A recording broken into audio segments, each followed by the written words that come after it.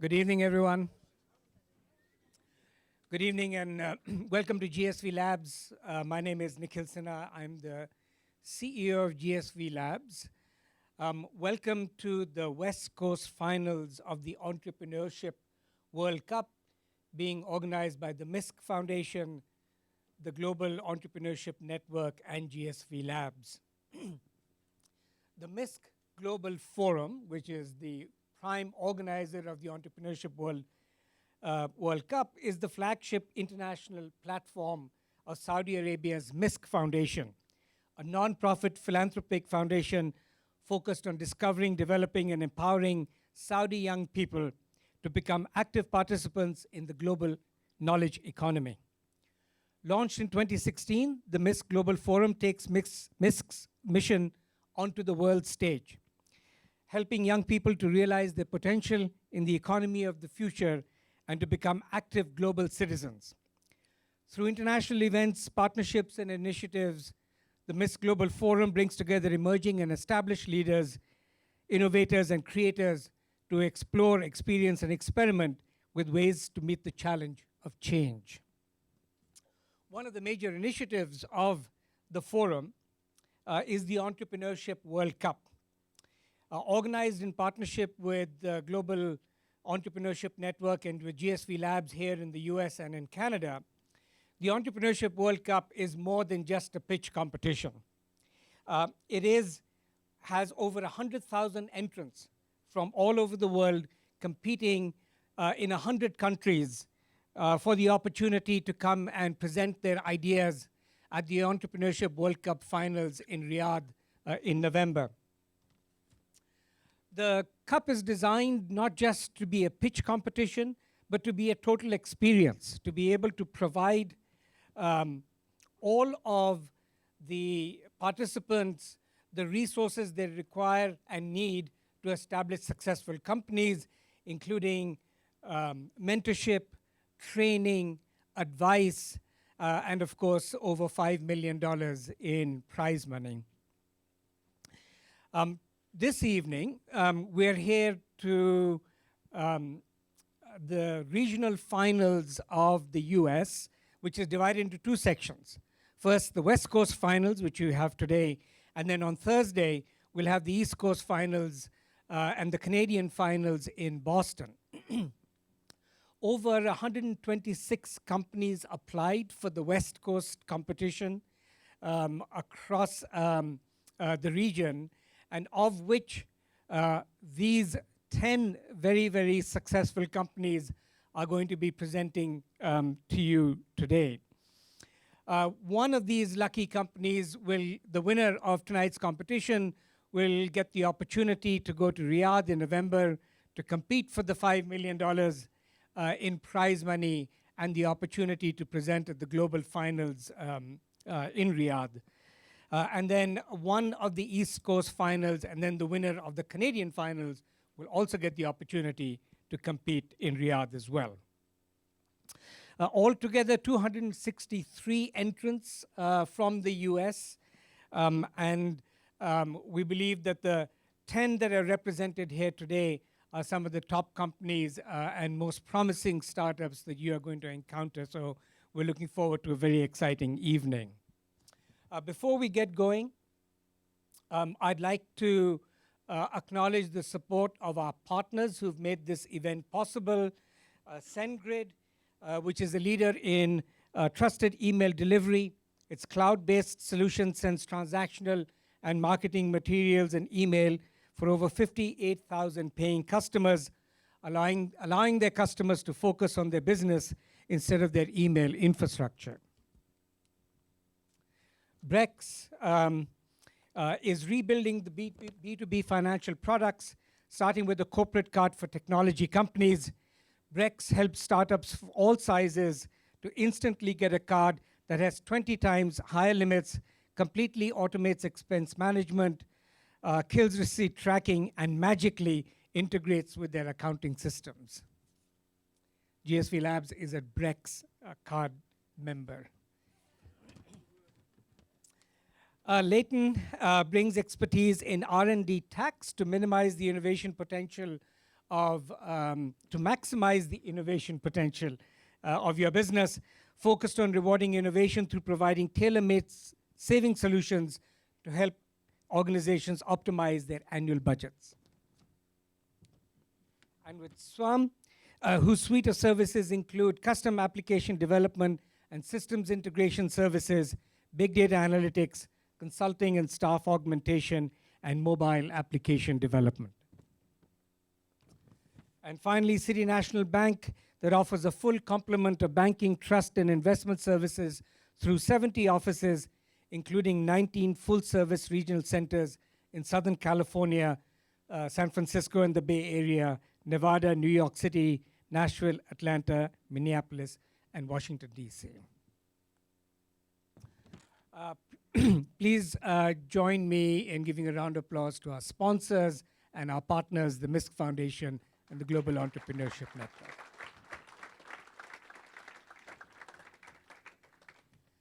So we're going to do this very quickly. We're going to have the startups come in up and present, and I'm going to hand over the mic to GSVlabs Chief Innovation Officer, Alec Wright, who's going to take us through the rest of the program. Alec? Thank you, Nikhil, and thank you everyone for coming out and joining us tonight.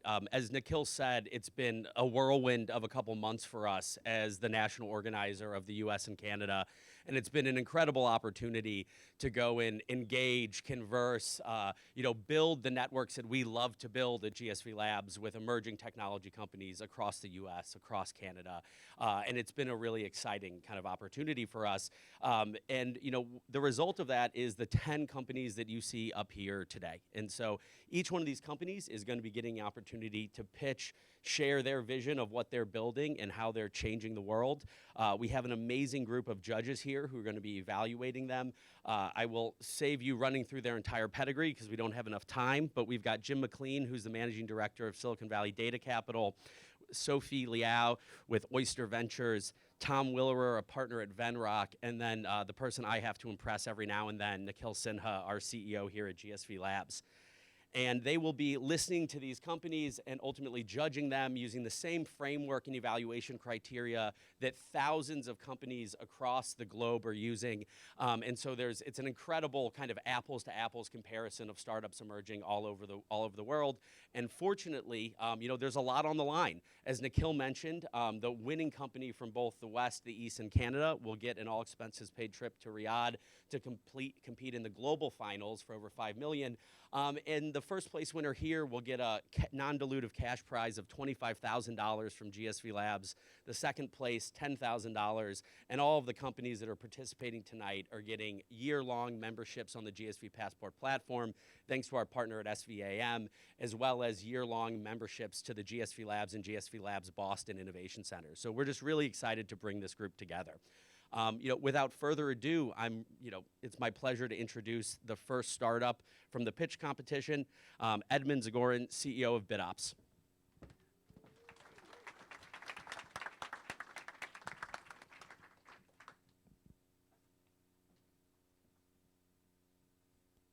Hey, folks.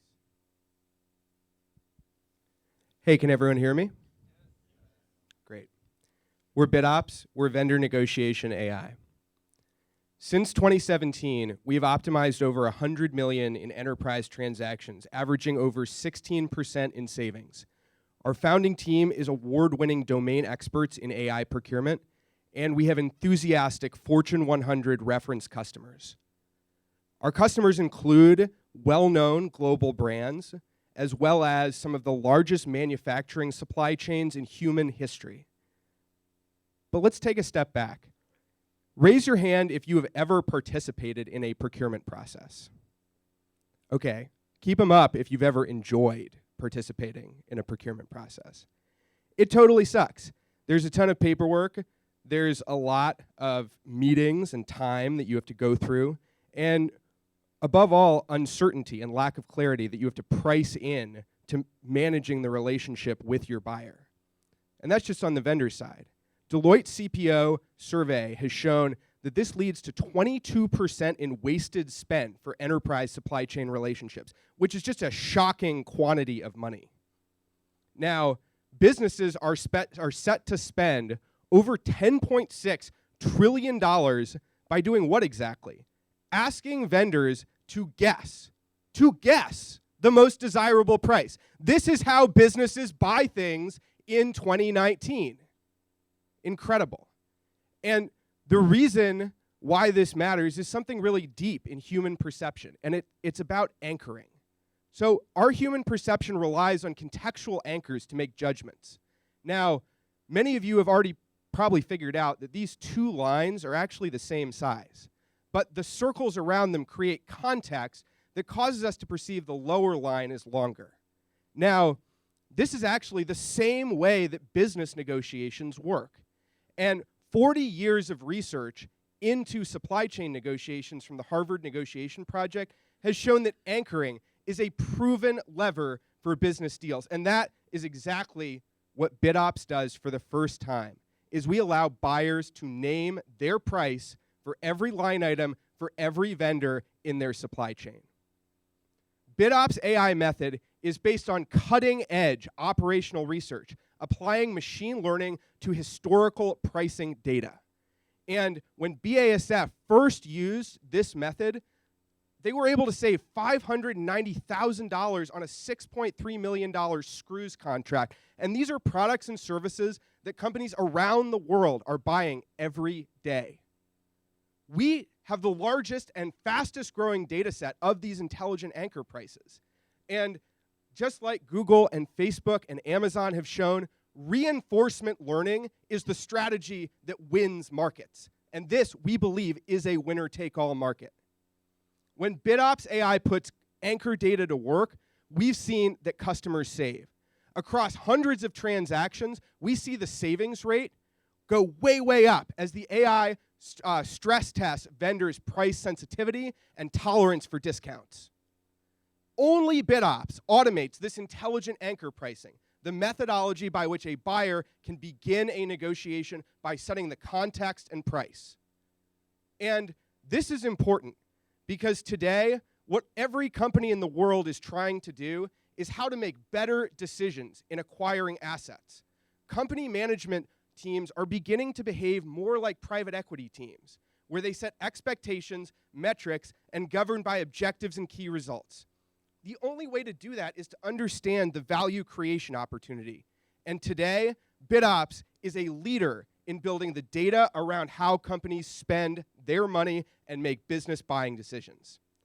So if any of this is interesting to you, and you want to go after a big market with a great team, please come talk to me.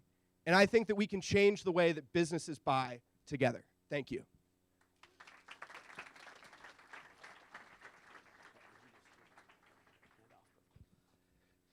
Thank you, Edmund. And if we can ever find anyone who's more excited about procurement, I will be blown away. For our next presenter, it's my pleasure to welcome Mike, the CEO of Coromet, to the stage. All right, well, thank you very much for the opportunity to pitch here, and thanks everyone who made it out here. So I am Mike, I'm the founder of Coromet, and I'm gonna make a better world through better materials. So the problem we solve is that food packaging sucks. It creates billions of pounds of plastic waste, it can leach harmful chemicals into foods, and how do you solve it? Through compostable packaging. And it sucks even more. It's expensive, it's leaky, and to try and make it waterproof, they put carcinogenic grease-proofing agents in it. These are the two problems we solve. So we solve it through microengineered materials. We buy plastic made from corn from Cargill, and we infuse it with CO2 in a patent-pending process. We put tiny bubbles at the surface and big bubbles at the center, and it makes products that are stronger than the products they replace because of our microengineering technology. We crystallize these polymers so they take heat and insulate things like hot coffee and keep hot food hot longer. And they're lightweight, so they're actually cheaper than both competitive compostables and conventional packaging. So you have something that is cheaper than conventional packaging, better performing, and awesome for the environment because it uses tiny amounts of corn-based plastic. We can make a lot of money while changing the world. There's this beautiful niche of $900 million in the US right now where we can sell things for about 16 cents that cost 8 cents to make.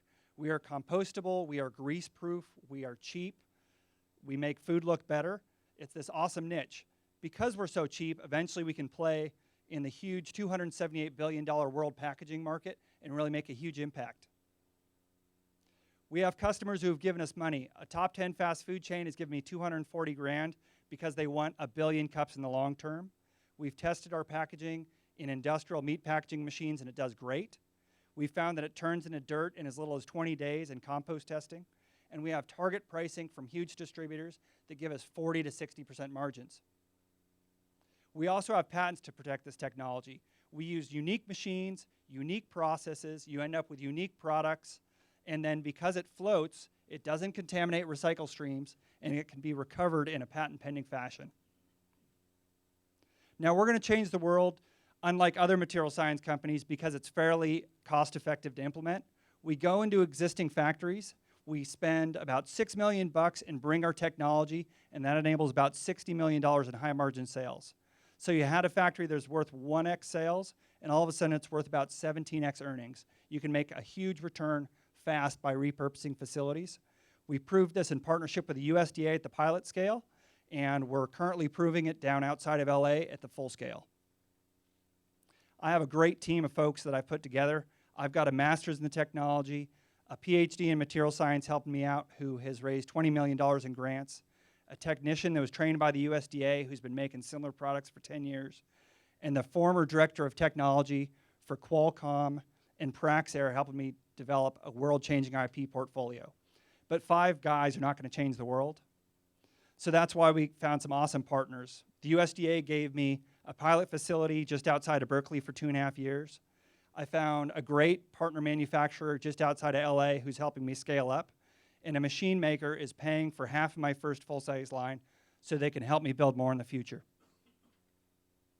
We've gotten a lot of money in grants so far. We've raised about $2 million in grants, or we've raised $5 million in grants, spent about 2 of it, and we've identified huge opportunities for $250 million loan guarantees for expanding nationwide.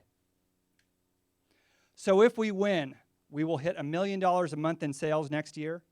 We will partner around the world to get rid of billions of pounds of nasty plastic, and we'll fight climate change by getting more organics out of landfill. So please help us enable our profitable vision to change the world. Better packaging, it all gets sorted, turned into compost.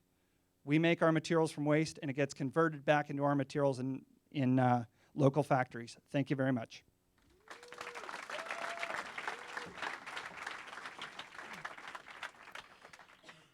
Thanks a lot, Mike. It's always exciting to see us building a greener future.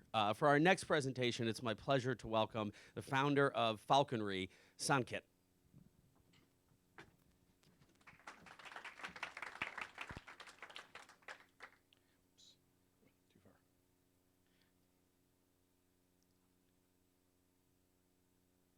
Good evening. So what Falconry does is we help the largest companies in the world make their operations predictive. And what we mean by that is their ability to actually predict when they're going to have downtime issues, when they're going to have quality issues, when they're going to have safety issues. And in the process of doing that, we help them do that without them having to have any type of data scientist whatsoever. We provide a prepackaged machine learning product. It's a software product that can be used directly by their own engineers. And in the process, we actually make their engineers scale champions in their companies. If you look at the predictive operations market, here's a chart by McKinsey. You can see essentially what is the type of economic value that is currently being created and is expected to be created by 2025. These are just 4 of the different use cases. So these are specific use cases that Falconry has been targeting. And you can see just for 2 of them that we're really focused on, the operational optimization and the predictive maintenance, that is a very sizable chunk of an overall $1.9 trillion of value to be created. Now, of course, there's many people who are playing in this market. The problem is that there have been tons and tons of POCs, and as many of you have heard, they've got into what's called POC purgatory. The problem is they're unable to scale outside of that. And it's really come down to 3 core issues that have prevented them from scaling. The first is if you're taking a data science approach with a team of data scientists, oftentimes what you've developed is very hard for the operations teams to use themselves. And the ease of use for operations is one of the key things. The second thing is if you're only a cloud-based service, it doesn't always integrate very well with your customer. Your customer has needs which have to be either on-premise sometimes, either in the cloud, or even at the edge. And then finally, you want to see a clear ROI, a clear payback. The problem over here is these projects, if you take a platform approach or even sometimes a data science approach, can take upwards of 2 years to finally implement, take massive amounts of people, cost you millions of dollars, and even after 2 years, you're not quite sure what you're getting for ROI. So what is the solution for that? The solution for that is very simple. There's really 4 things that you need to do. The first is, can you provide a product, a solution that does not require the users to have data scientists to use it? Can you actually extract mission-critical insight from the existing data they have without having to tack on more sensors into the mix? Can you deploy it in the cloud? Can you deploy it on-premise? And can you deploy it on the edge? All 3 of these. And finally, given the data security and the intellectual property concerns, the customer has to control the data, the models, and the findings. If you can solve that, then that's really what we do. Falconry is the disruptive leader in predictive operations. We were founded in 2012. We have raised our Series A last year. You can see some of our investors include some of the creme de la creme of investment. We have strategic investors such as Sumitomo Corporation of Japan through their Presidio Ventures, Siemens through Next 47, and Fortive. In addition, we have some very strong VC backing from Polaris Partners, Zeta Venture Partners, and Basis Set Ventures. Gartner recognized us as a cool vendor last year. This year, CB Insights named us as an AI 100 company. In fact, we're only one of 5 that they named in the industrial IoT space. So I have a really cool demo that I can show you when you come out to the tables out there, because I can show you exactly how Toyota has been implementing this in their manufacturing facilities. But here is a short way of understanding what exactly we're doing. The user will take in the data they have, upload it as a CSV file, and then basically the model starts to learn what's in it, and will do an unsupervised learning, and will kind of identify patterns in that data. Patterns correspond to uniquely different operating behaviors. From that, you can also look and say, what are some of the known conditions? And when you put that in there, suddenly you can say that, for example, in this case, it's zeroed in, it says, I found a fault that you've identified was happening in your system. I found the downtime that happened right after that. But here, just before that, 1 day ahead, is a very interesting thing, which is a precursor. And that's what you're going to call an early warning. And that's what you're going to set for Falconry to do in real time in your operations. So just to give you some context, we have been able very successfully to deploy this across many different customers. And we've taken them beyond just POCs all the way to scale. You can see over here that they're seeing 5 to 10 times ROI on an annual basis just by doing that. And here's a very quick example of what it is for one of our customers. So this is data from one of our customers. It's an oil and gas company, one of the majors. And you can see not only, and by the way, this is their data, because again, like I said, they do all the modeling. They were able to predict 5 days in advance an off-spec event, which basically cost them $750,000 when that problem happens. In addition, they're able to explain which signals caused that and able to root cause that whole problem there. So just to give you some context of who we are and where we are in terms of numbers, here are some of the numbers. We can definitely talk in more detail, but you can see we have been growing revenues pretty strongly. We have 20 customers. We're getting ready to raise a Series B in the springtime. And so look forward to having some conversations. Thank you.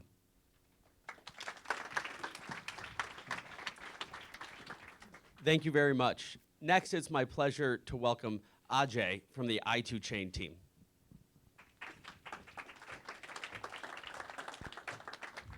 Good evening. My name is Ajay Jotwani. I'm a co-founder and CEO of i2Chain. i2Chain is a University of California-backed startup with a singular mission to be able to protect the 2 most valuable assets of an enterprise, information and identity. Imagine your personal information being transacted by a mortgage banker with over a dozen entities and before underwriting your loan. Now, Bank of America has 30,000 mortgage bankers, and the only way Bank of America is able to secure your personal information with these 30,000 mortgage bankers is by way of loosely defined confidentiality agreements. Now, GDPR commissioner has very clearly mandated that enterprises have to be responsible for personal data or pay 4% of the revenue, 4% of the top line as penalty. Marriott, a week back, paid $250 million fine day before yesterday, Equifax settled a $700 million fine. The problem is 99% of the enterprises do not know how to securely share and transact information. I2Chain is a succinct, intuitive, state-of-the-art application that allows enterprises to securely share and transact identity information with integrity and with confidence. And we do it by leveraging 3 technology towers. Our first tower is advanced cryptography that allows enterprises to secure the identity information by a single click. Our second tower is adaptive rights management that allows granular permissioning, and we ensure that these permissions persist even if you were to save the information on your choice of domain, cloud, or USB device. And the third is state-of-the-art blockchain-based distributed ledger technology that allows immutable traceability, which means that if that Bank of America mortgage banker were fired or goes rogue, your information still remains secure. How beautiful is that? The proof of the pudding is we have signed up a $4.5 million ARR strategic partnership deal with a Forbes 100 digital company. And that not only gives us an opportunity to start creating pilots for this enterprise, but also gives us corridor access into some of their largest customers in financial and healthcare industry segments. In addition, we are kickstarting 2 additional pilots this month, one with a mortgage bank here on the West Coast, and the second with a healthcare enterprise. Having said that, we are not alone in this journey, but we differentiate ourselves in 2 specific vectors. One, we secure information, your information in your home, in direct contrast to everyone else in the industry saying, bring your information to my home and I'll secure it. So we are domain agnostic, we are storage agnostic. That makes us a deep engineering firm. And the second, and I'm going to use some jargon here, we talked about immutable traceability. Well, we are perhaps the only company that allows enterprises to harvest evidence quality forensics, period. That's absolutely unique. That can reduce the float in the markets by billions of dollars. And the best part is the team that is driving has more than 100 years of experience in cybersecurity. Prior to I2Chain, I was the vice president of strategy and product management at IBM. During my tenure, I had the good fortune of incubating digital workplace services and led it to deliver $1 billion of signings in under a year. We are experts in engineering, architecture, cybersecurity, and technology. We are at this point of time seeking $1.8 million to attain $1 million of ARR in 9 months. And having said that, a few investors have invested over $1 million into us at this point of time. Thank you.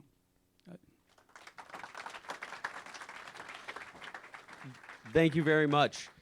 Next, it's my pleasure to welcome Ash, the CEO of Conoco.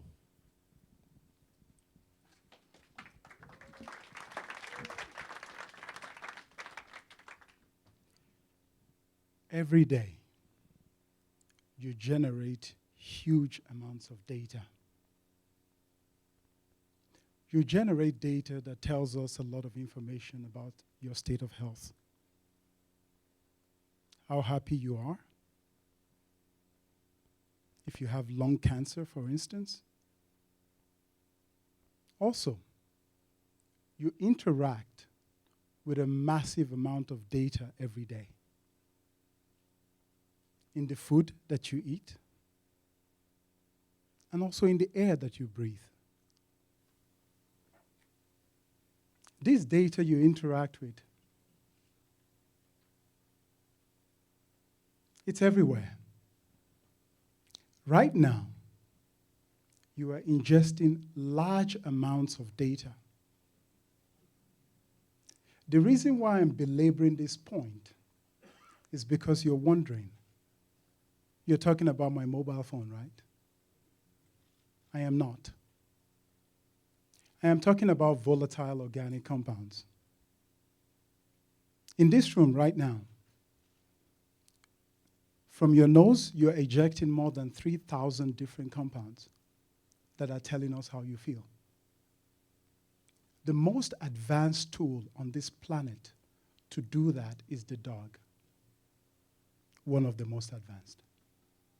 It has taken it 600 million years of R&D to get there. The question is, why don't we have nifty tools everywhere that can monitor these VOCs? That's because it's a hard problem. The way the dog solves that problem is it collects particles from the air that goes into its nose, binds to brain cells in the nose of the dog, and sends these signals to the brain of the dog. What if we could take that exact tool and replicate it on a chip? What if we could map all the VOCs that you interact with every day? What are the market consequences of that? For the last 17 years of my life, I'm going through graduate school twice. I have worked on such a technology. What we do at Koniku is we merge synthetic biology with silicon. We build cyborgs. And we are not the only one. This is an emerging field that The Economist recognizes as the next evolution. Silicon is old story. What we do at my company, we sell three things. A base chip that is made of completely electronics. A consumable chip that has actual living cells on them. Cells that have been genetically engineered. And of course, there's an enterprise software to run it all. In essence, what my team and I have been able to do is to solve the smell problem.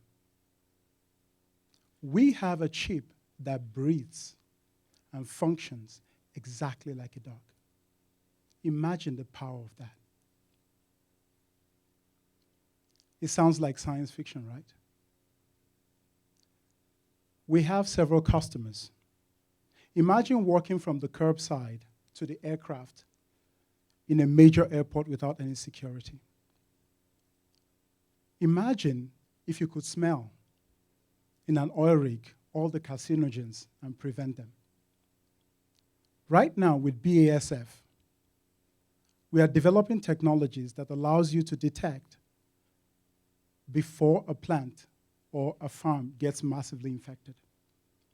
With P&G, we're helping them develop next generation malodorant blockers. Of course, healthcare is our end game. A future where there is a conicore in every home, and we can diagnose you through your breath alone. With just 11 compounds, you can tell if somebody has liver cirrhosis. We can develop a tool that does that. Strategically, we are now working with the government to detect foot and mouth disease in cattle. We created a $2 trillion market out of vision and sound alone. Imagine what we could do for smell. Till date, we have done more than $17.5 million in revenue. We'd actually catch that number by April of next year. Some of my team members are here. You'll recognize them because they are uncommonly good looking. There is Kennedy McDaniel here, Benjamin, and Tim. Please reach out and ask for more details. We're a team of more than 70% PhDs and seasoned business people. Our goal is to map all the VOCs that interact with human life because it's necessary. Thank you.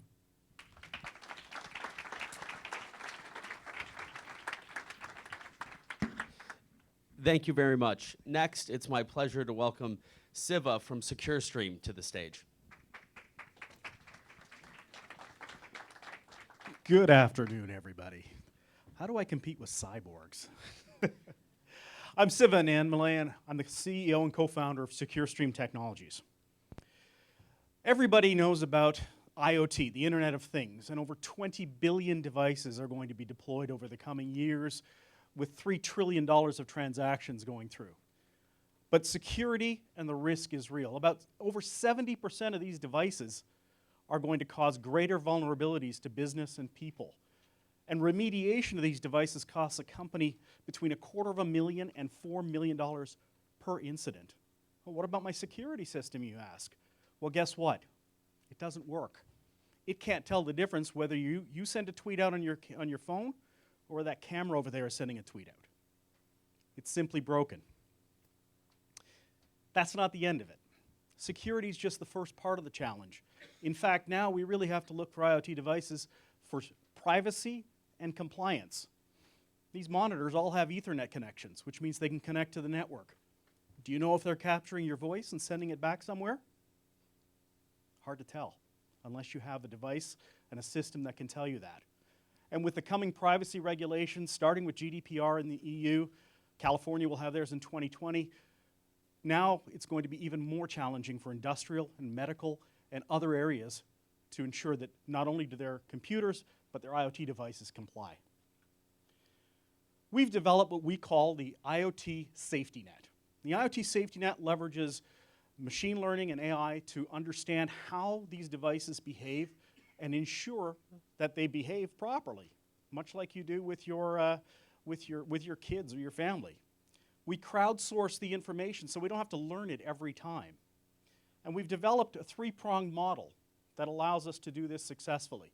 It starts with knowing what's on your network, figuring out the difference between these devices, identifying them, down to the make and the model, being able to distill that data on the customer premises so that their data never leaves.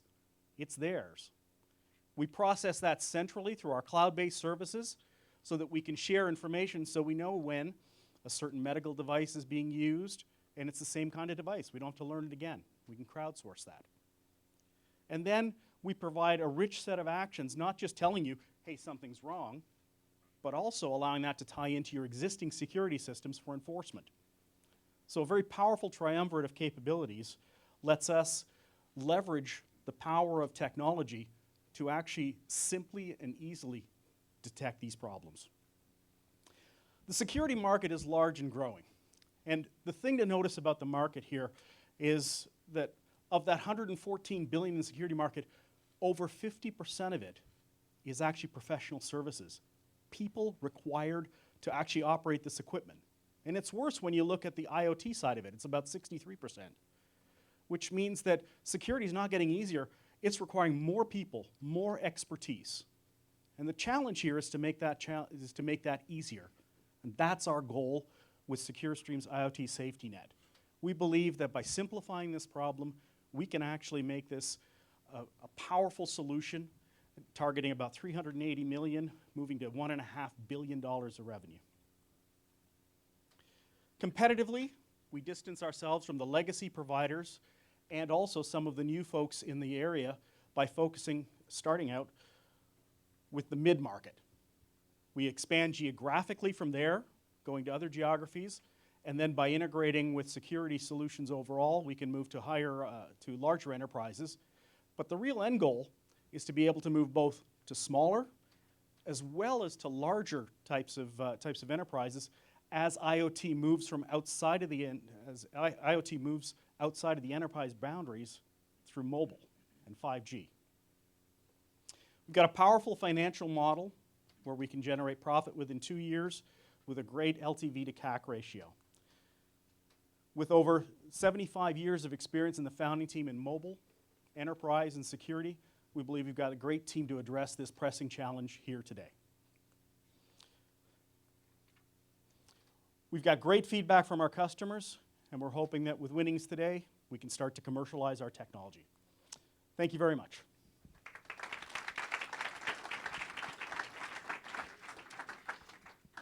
Thank you, Siva. And if you've been paying attention to your program, you might be expecting the Smarty Pants team to get up on the stage right now.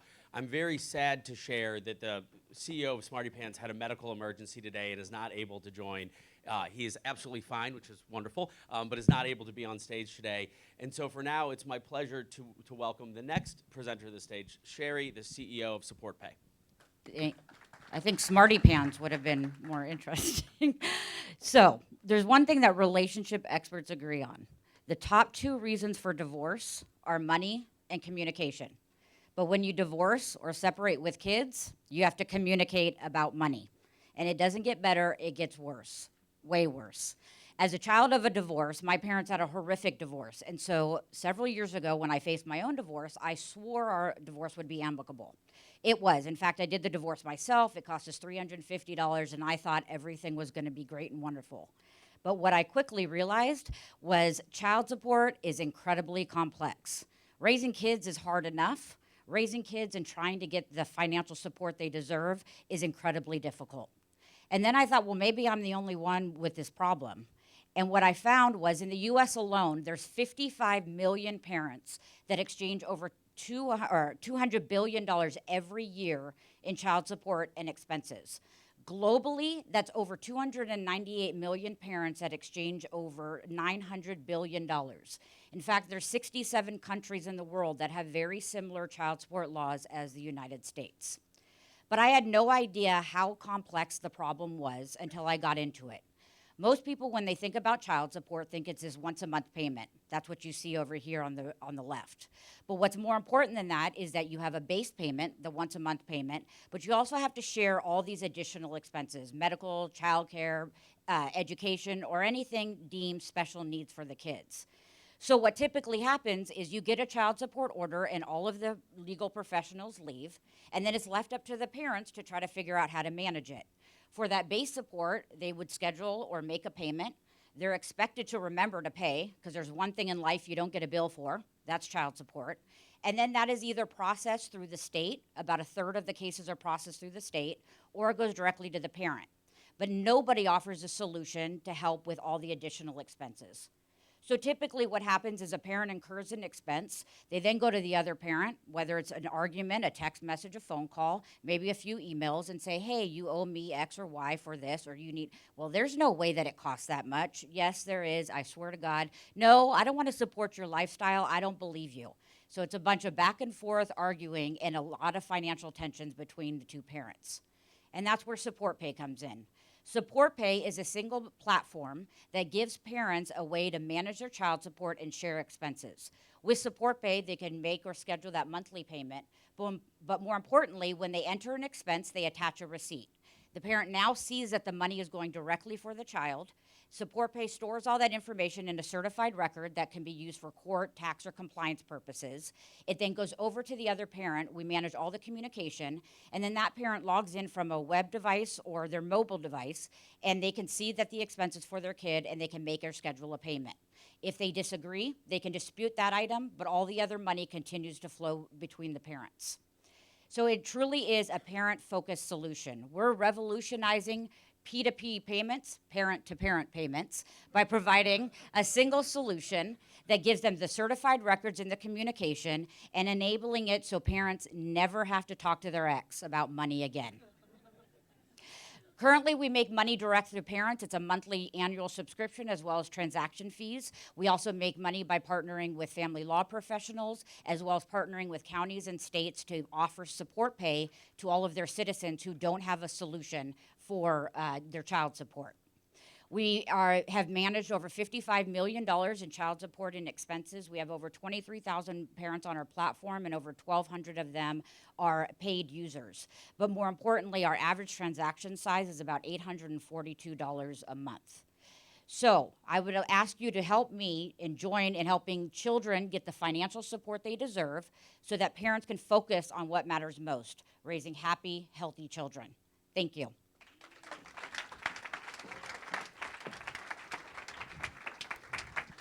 Thank you very much, Sherry.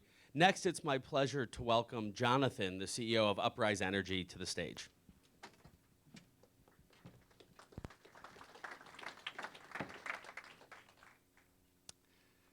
Nearly everything that we experience in our daily lives is made possible through electricity.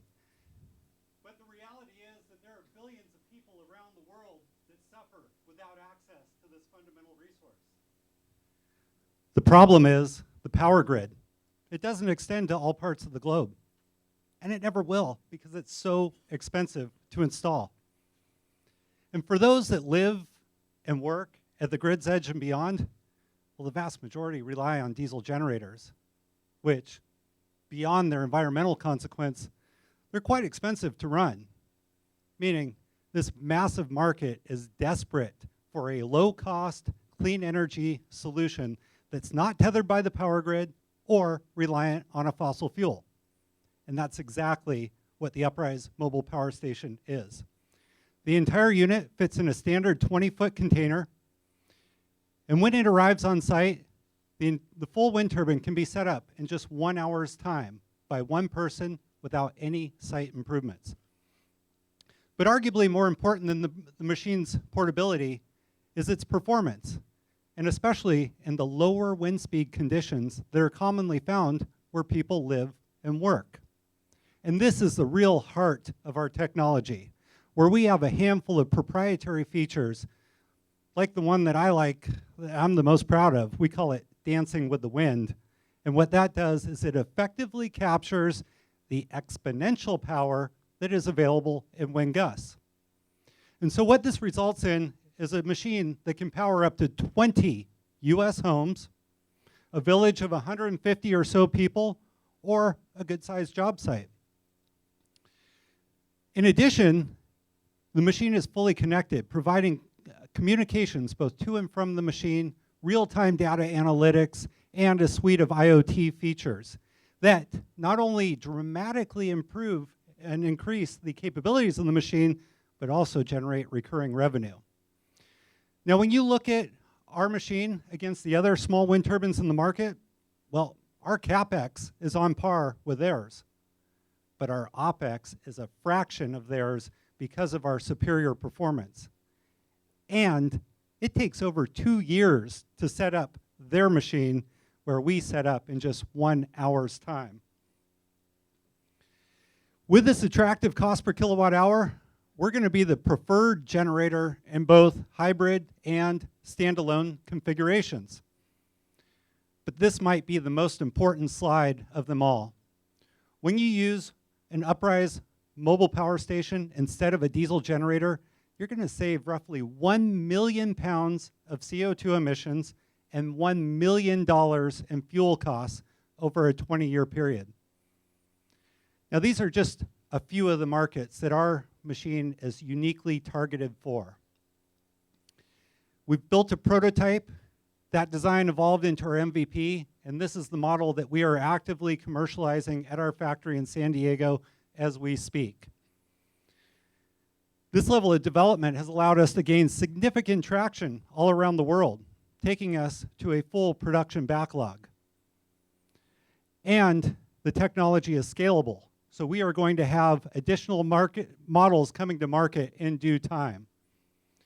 Now, this is not our first foray into wind industry. In fact, at our last business, where we built a handful of energy-efficient products, like the #1 performing wind turbine blade ever built.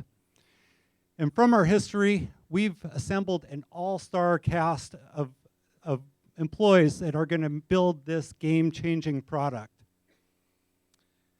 So, in summary, what we have the makings of a billion-dollar business that is going to improve health and wealth while saving the planet. Thank you. Thank you very much, Jonathan. And finally, last but not least, it's my pleasure to welcome Emna, the CEO of Veemly, to the stage. Hi, everyone. Thank you. Just want to make sure I'm the only one who's not going to figure out how this clicker works. Okay. So, good news. I'm the last one. So, hopefully that's good news. So, I'm Emna, and CEO and co-founder of Veemly. We are reinventing the future of productivity collaboration by augmenting people. Now, let me ask you this. Do you ever get home at the end of the day, sit with your people, your loved ones, but you're not really there because of all of the overwhelming information you had to deal with at work and all the interruptions all day long? Now, what if I told you that you could leave work at work and be truly present at home while getting everything done? This is what we do at Veemly. By streamlining the craziness of all of your work communication into one smart, simple platform where we point you to priorities and make you accomplished. Now, before I share how we do that, I want to tell you a little story about the evolution of communication. 20 years ago, we used to communicate via one channel, email, and information was easily found through few systems. Of course, that had a lot of problems, like silo effects, long trail communication, just to name a few. This is why, in the past few years, we've seen an explosion of collaboration apps in the workplace that solved for that, but created a way bigger problem: highly fragmented information and very heavy context switching. Because of that, we get interrupted every 11 minutes in the workplace today. And it takes 23 minutes and 15 seconds to focus again. Now just pause for a second and do the math. I'm sure you all feel this way. You're busy all day long, and you're at the end of the day, like you didn't get any actual work done. So I'm happy to show you how we solve for this. I'm happy to introduce you to Veemly, your priority inbox. The one desktop app that centralizes all of your collaboration apps. And on top of it, we give you a smart feed of all of your communications. Now, every person is touched by this in the workplace. Every person I talked to told me they have this problem. But we wanted to start with the one person that suffers the most from it, the software engineer. They're the one persona that was never built for heavy collaboration, yet they're thrown into it. And they're the most expensive resource for the company as well. So John, for example, he's a software engineer at a 1,000-people company. John uses every day Slack, Jira, GitHub, GitLab, Gmail, Confluence, a few more other apps. Keeps switching back and forth every day. With Veemly, he walks in, opens one app. That app has no notifications. We're removing that. Yes, we're having the guts to do that. And then he can access all of his favorite apps from one platform. But the cool part is, after processing 1 trillion messages with our team, we built our own AI technology to determine what's important and what's not for John. So immediately he can see his top priorities and what needs his attention and what needs action. We also make it very simple for him to find any information across all systems from one input through our unified search. Last but not least, we make it very easy for him to transfer information from a system to another with one click. On top of that, we give him metrics. We measure this, and we show him how well he's using his time to get that feeling, I got something done today. And we use those metrics in an anonymized way to show the manager how well the team is doing. The market opportunity is huge. The unified communication market alone is supposed to hit $28 billion by 2021 at a 10.6% growth year over year. Our competition today is mainly Microsoft. Microsoft tracks only their own apps. We track Microsoft apps and every other app in the market. So we get to our customers through a hybrid strategy. We go to the head of IT and operations. We sell them very affordable pilots that cost between $1,000 and $5,000. And then we engage the engineers in a collaborative way. So we're not changing the way they work. We're just leaving them in their favorite apps and optimizing that. Our private beta testers so far told us that with Veemly, they're almost twice as productive. The type of companies we work with are companies that look like Palantir, a 2,000-people company, $750 million in revenue, and our LOI contract is for 700 users. Jim Siders, the head of IT and operations at Palantir, said an amazing thing. Veemly is about removing decision fatigue. It is real. We are the perfect team to build this. My CTO and I know each other for a few years. Ramsey, he built scalable enterprise software for the past 12 years across North America. And I have heavy experience in change management and process optimization. It doesn't also hurt that we are surrounded by a very strong board of advisors from HubSpot, Google Ventures, and Columbia University. And we have an amazing team of engineers and content marketers working with us. We built all of this with no institutional funding. We got our first customers the same way. So now you know what we're building. You know who we are and why we're building it. So I'm asking you to join us to build the next norm for the future of collaboration productivity. Thank you.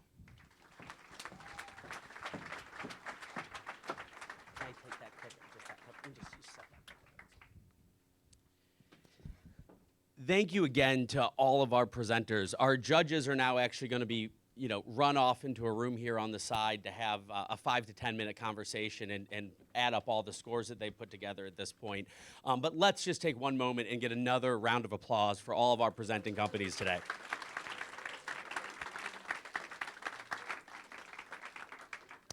And as we're finalizing deliberation and, in about 10 minutes or so, we'll be announcing our first and second place winner. One thing that we noticed is, as we got into this so quickly, we didn't actually give any context on GSVlabs and why you all are here and what it is that we do with the entrepreneurs and programs like this, as well as those kind of around the globe.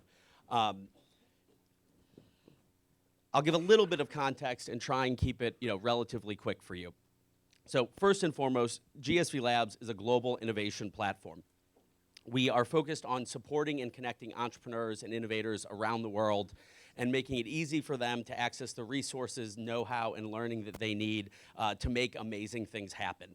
We have over 250 startups in our physical innovation centers. We've graduated over 800 since we launched in 2015, and over $600 million has been raised by that group of companies. And we offer a whole suite of services, like amazing service providers, some of them you see in the room here today, an incredible group of global mentors, co-working and incubation environments for them to really grow their companies, the learning resources that they need, as well as then structured acceleration support through our programs. Again, if you're in one of our innovation centers, you get amazing co-working in spaces, you get a community and culture of like-minded founders, you get events like this, as well as the technology and business infrastructure to really accelerate your company's growth.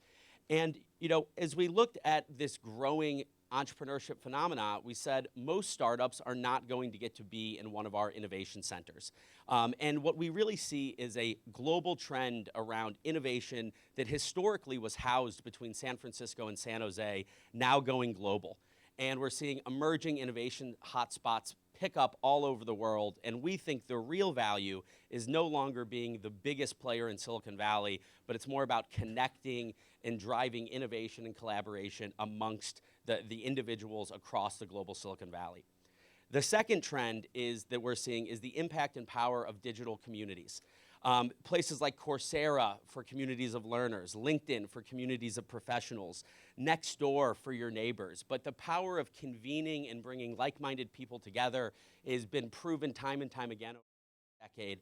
And so we've asked ourselves, why not a community for entrepreneurship? Finally, we're living in a new world, and we call it the entrepreneurship phenomena. In the US alone, just since 2010, we're seeing a dramatic uptake in entrepreneurial activity. And then if we look globally, it's actually even more dramatic, with 43% of people around the world indicating that they're incentivized to pursue an entrepreneurial endeavor or venture in the next 6 months. So this really is a new global phenomena that is being brought together, hopefully by GSVlabs. But a big challenge exists for these founders, whether they're in Silicon Valley or across the world.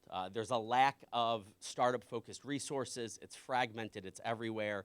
It's hard to get engaged in a community like you would if you were here in Silicon Valley. And then ultimately, you're often not connected into this global ecosystem of capital, talent, mentorship.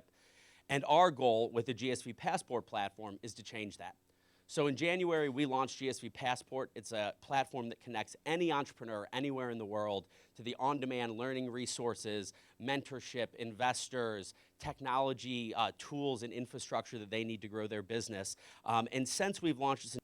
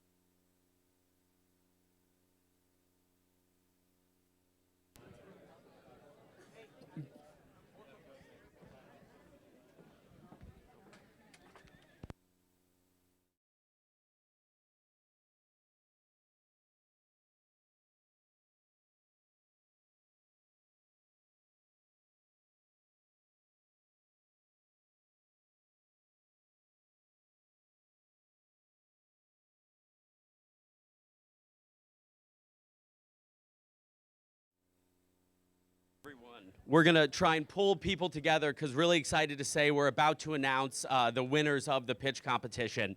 In a moment, I'm going to welcome up our CEO, Nikhil Sinha, and a representative from the MISC Foundation, Abdul Rahman Al-Hema. Oh, that was bad, bud. But we're really excited to share these winning companies and, you know, both the prizes as well as the opportunity to compete in a global competition in Riyadh in a couple months.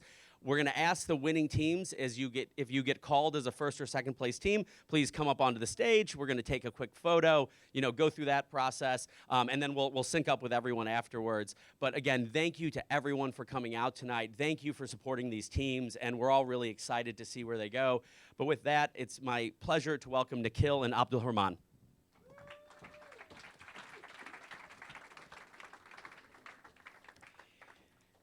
Wow, that was pretty exciting. We certainly had a tough time picking the winners. One more time, a round of applause for all the participants.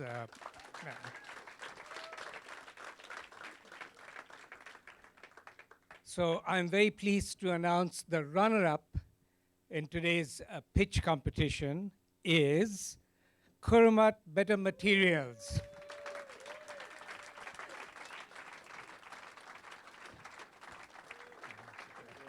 Come.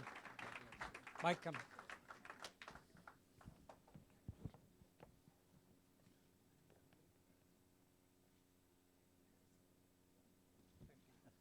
Congrats. Thank you. And the winner of the West Coast Finals for the Entrepreneurship World Cup is Koniko.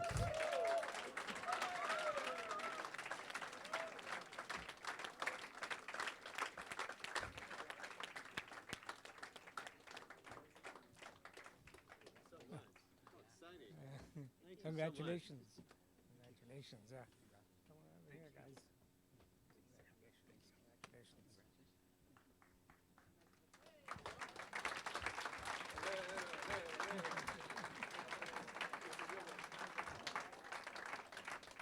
Thank you.